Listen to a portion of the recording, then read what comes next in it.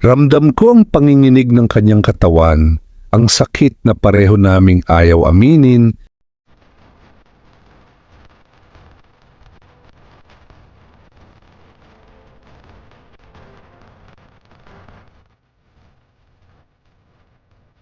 Chapter 4, ang pag-ibig na muntik ng ipagtapat. Umuulan ng gabing iyon, banayad pero tuloy-tuloy. Parang damdaming matagal ng kinikimkim. Nakita ko si Ninong Adrian sa balkonahe, nakatayo, nakatingin sa dilim. May hawak siyang payong, halatang paalis na. Bigla akong kinadahan. Alis ka na ba? Tanong ko, pilit pinatatatag ang boses. Napalingon siya. Sa unang pagkakataon matapos ang pag-amin niya, hindi siya umiwas sa tingin ko. Ngayon din? Sagot niya. Mas mabuti nang hindi ko napatagalin. Lumapit ako. Hindi ko alam kung saan nanggaling ang tapang, pero naroon na ako sa harap niya, magkalapit, sapat para maramdaman ko ang init ng kanyang katawan sa malamig na hangin. Hindi mo man lang ba ako bibigyan ng pagkakataong magpaalam? Mahina akong sabi. Tumikhim siya. Kita ko ang pagpipigil sa kanyang mga mata. Kapag nagtagal pa ako, sagot niya, baka makalimutan ko kung bakit kailangan kong umalis. Humakbang ako palapit.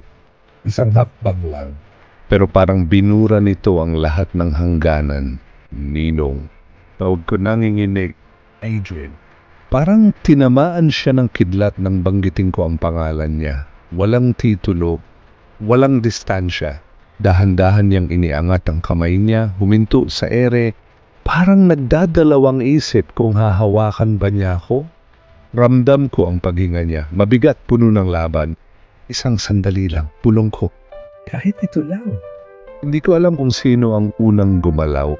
Ang alam ko lang, napunta ang noo niya sa noo ko. Walang halik, walang yakap na buo. Pero sapat na yon para gumuho ang dibdib ko.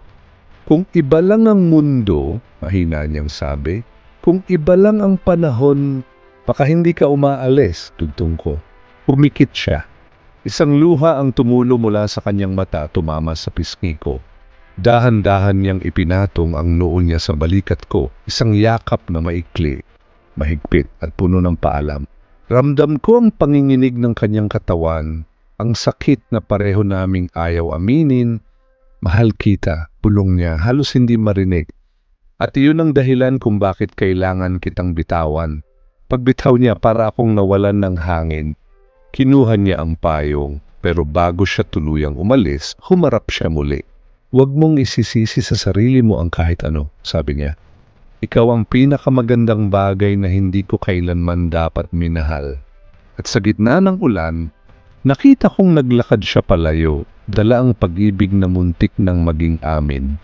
Sa gabing iyon, natutunan kong may mga romansa na hindi nasusukat sa halik o pangako kundi sa pagpipigil at pagbitaw.